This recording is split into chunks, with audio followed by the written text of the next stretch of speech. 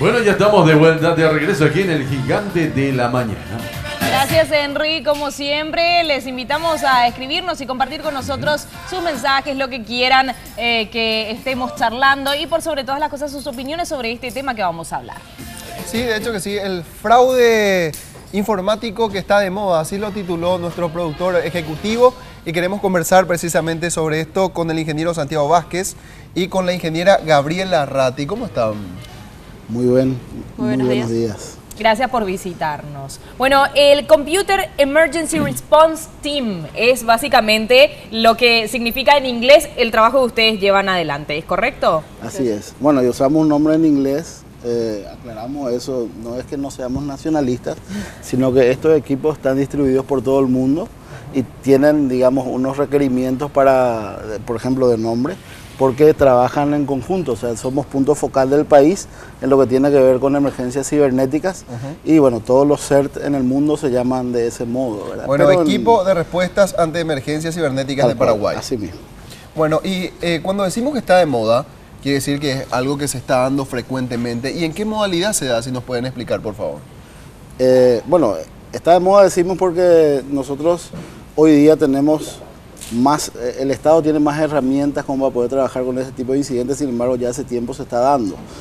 Por ejemplo, existe la unidad de delitos informáticos del Ministerio Público, existe la unidad de delitos económicos y también delitos informáticos de la Policía Nacional y bueno, hoy nosotros que somos si bien más un mecanismo de prevención, no de persecución penal, estamos encontrando más registros de este tipo de cuestiones. Inclusive o sea, investigamos más y damos esas alertas a la ciudadanía. ¿Ustedes ¿verdad? son una especie de soporte de estas instituciones del Estado o no? Nosotros somos una entidad o un equipo de respuesta dependiente de la Secretaría Nacional de TICS, que tiene un componente de prevención y de acompañamiento a la ciudadanía.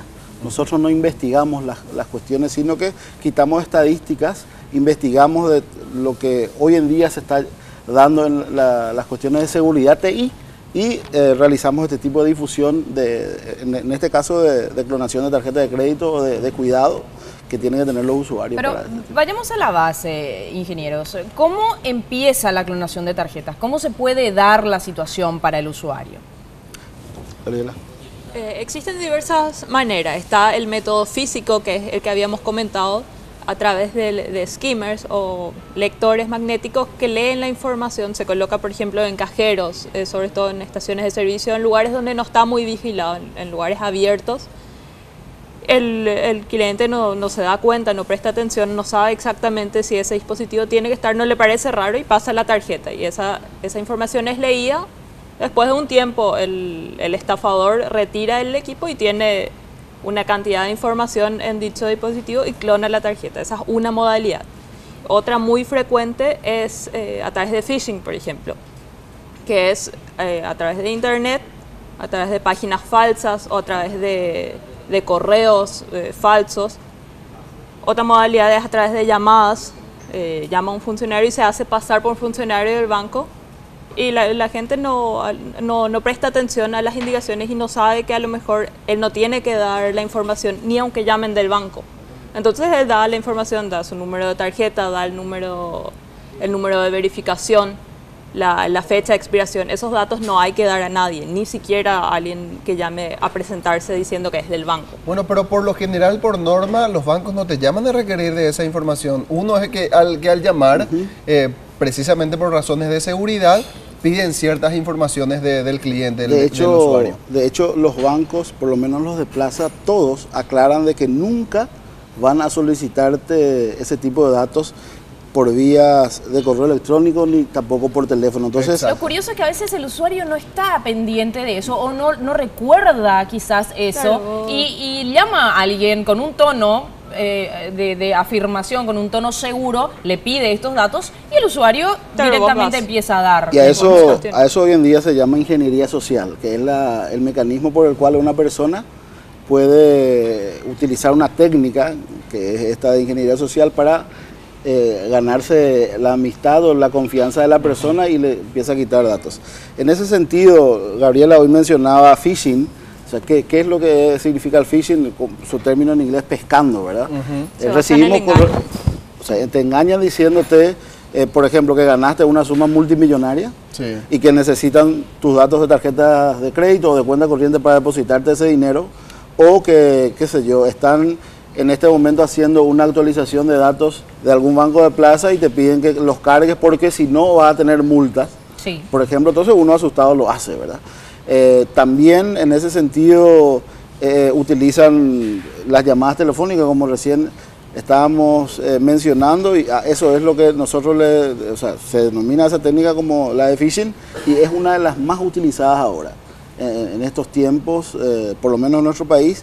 ¿Por qué? Porque derivan de países, o sea, esos phishing son direccionados a países como Brasil, por eso que muchas veces encontramos correo electrónico en nuestras cuentas en portugués, por En ejemplo. portugués, ¿sucede eso? Exactamente, entonces eso los usuarios tienen que tener en cuenta, y nunca confiar del todo en un correo o alguien que pida información suya, personal, sin estar seguro de quién es esa persona. En ese sentido también es una de las funciones, o sea, quería mencionar que es una de las funciones principales que tiene el CERT, de que es de quitar dudas al usuario. Ajá. Nuestros teléfonos, por ejemplo, el 217-9000, está a disposición de las personas, la ciudadanía que tenga alguna duda, de algún correo que recibió. O sea, yo recibo un correo, me comunico con ustedes, porque me dijeron que en el correo me dicen que gané un premio, y tomo el teléfono, les consulto, les doy las pautas. ¿Cuáles son los indicadores que ya deben llamar la atención?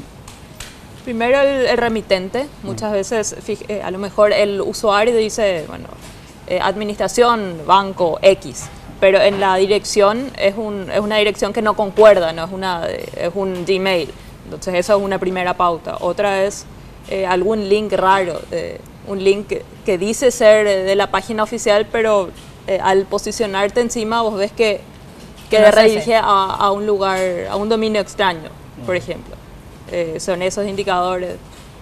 Y más que nada, el hecho que te esté pidiendo información personal Es raro. Y una vez que el usuario se pone en contacto con ustedes, ¿qué es lo que hace? Justamente el eso, equipo? eso quería decir, qué bueno que hayas preguntado. Es muy importante que lo hagan. ¿Por qué?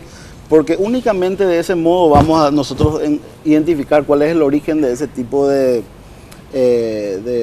digamos, de nacimiento de delito, ¿verdad? Porque con ese correo que él nos envía, porque le vamos a pedir cuando alguien llame, que nos reenvíe el correo que recibió, entonces nosotros podemos identificar el origen y solicitar. Eso generalmente nace de un país extraño. Como hoy decía, nosotros somos uno de los muchos seres en el mundo. Nosotros nos comunicamos directamente con un canal de confianza al ser del país de donde origina ese mail, y pedimos que bloqueen ese sitio donde supuestamente el usuario tiene que cargar la dirección. Si no recibimos ese tipo de aviso del usuario, Claro, no se puede bloquear. claro, no se puede bloquear, y más paraguayos o más personas que tengan acceso van a estar expuestos. Entonces, por eso que pedimos que nos avisen y nos reenvíen ese correo de pedido de información que están recibiendo. Posteriormente, yo no sé si habrá tiempo en algún momento, nosotros trajimos unas recomendaciones, que son 17 en total, que están disponibles en nuestro sitio web y que son sencillas en el uso de las tarjetas de crédito. No sé si en Veamos algún momento... algunas, sí. Veamos, por ejemplo, cuando una persona recibe una tarjeta de crédito, el paquete que uno recibe, asegúrese de que no esté abierto y de que no presente indicios de haber sido abierto y devuelto a cerrar. Firme la tarjeta de crédito en el momento que la reciba. Muchos no quieren firmar porque dicen, bueno, ahí van a saber cómo es mi firma, pero peor si no tiene firma, el ladrón va a inventar cualquiera. Si usted debe destruir una tarjeta que expiró, corte en varios pedazos, destruyendo la tarjeta completamente, y tire los pedazos en cestos diferentes de basura. Nunca lleve sus tarjetas de crédito en la misma cartera o maletín, no todas. Sepárelas, guarde en su domicilio en un sitio seguro siempre los números de tarjeta que tiene, su fecha de vencimiento, los números telefónicos de denuncia por extravío, en caso de que ésta se le pierda y uno necesite tener datos de ellas. Nunca utilice claves fáciles, los pines, que no sean fáciles, porque al ser fáciles también serán fáciles de adivinar por terceros. Al realizar compras con sus tarjetas de crédito, nunca las pierda de vista.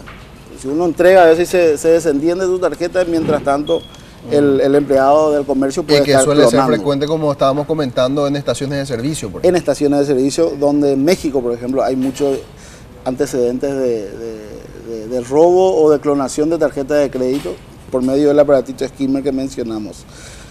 Guarde los cupones y tickets de compra, nunca lo guardamos, siempre tiramos, Es cierto. de modo a que al finalizar el mes uno pueda hacer un chequeo. Y una vez terminado ese chequeo, nunca tire esos extractos, ni tampoco los boletines de compra, sino que o los quema o los destruye y también los Ahí hay guarda en información lugares diferentes también. porque hay información de Ahí los muchas números de veces tarjeta y tiramos compras. y ahí está toda la información. Así mismo. Nunca escriba el número de su tarjeta de crédito en un papel que se pueda extraviar. Nunca dé su número de tarjeta de modo telefónico o por correo, como recién mencionamos.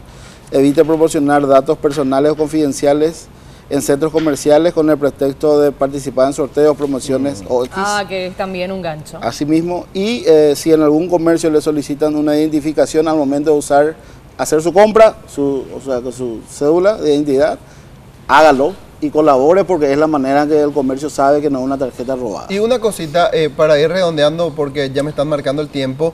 Cuando uno hace compras vía internet, que por lo general tiene que dar algún tipo de información para poder efectivizar, ¿cómo se hace en ese caso? Generalmente las páginas que son seguras tienen un sello de seguridad. Y generalmente antes de la línea de la dirección de la página web tiene las letras HTTP. Sí. Bueno, las que tienen HTTP y S al final son Más las que seguras. utilizan un protocolo seguro. Tengan en cuenta esos cuidados y por sobre todo trabajar muy de cerca con el banco, quienes generalmente bloquean las tarjetas para uso internacional. Y pídale a su banco también que cuando haga una compra a usted, que solo autorice cuando el banco reciba y le cuente a usted de dónde se está queriendo hacer un débito, una extracción o una compra para que usted pueda posteriormente autorizar ese pago. Perfecto. A modo de curiosidad, ¿dónde más frecuentemente es el origen de este tipo de cosas? ¿En qué país? ¿En qué país? Bueno, tenemos acá Brasil al lado. Ajá. Como es un campo, o sea, un país donde tiene se genera mucha compra por medio de pagos electrónicos. Y por el tamaño del país Y también. por el tamaño del país también tenemos más influencia de ese lado. De ese Ojo país. entonces con las páginas brasileñas. Cuidado con los rapaisillos, ¿eh? Bueno, gracias por Ingeniero estar con nosotros. Santiago Vázquez, director del CER, y ingeniera Gabriela Ratti, muchas gracias por visitarnos el día de hoy. Muy educativo. Muchas gracias. A Definitivamente. ustedes, a las Un órdenes. gusto. Hay cosas que tengo que hacer ahí de esos puntos. Sí, definitivamente. tenemos que Henry, hacer la tarea. ¿qué hacemos ahora? Vamos a hacer un corte y a la vuelta ya vamos a estar por la cocina con el señor Eduardo Renón. ¿Le parece? Dale. Vamos.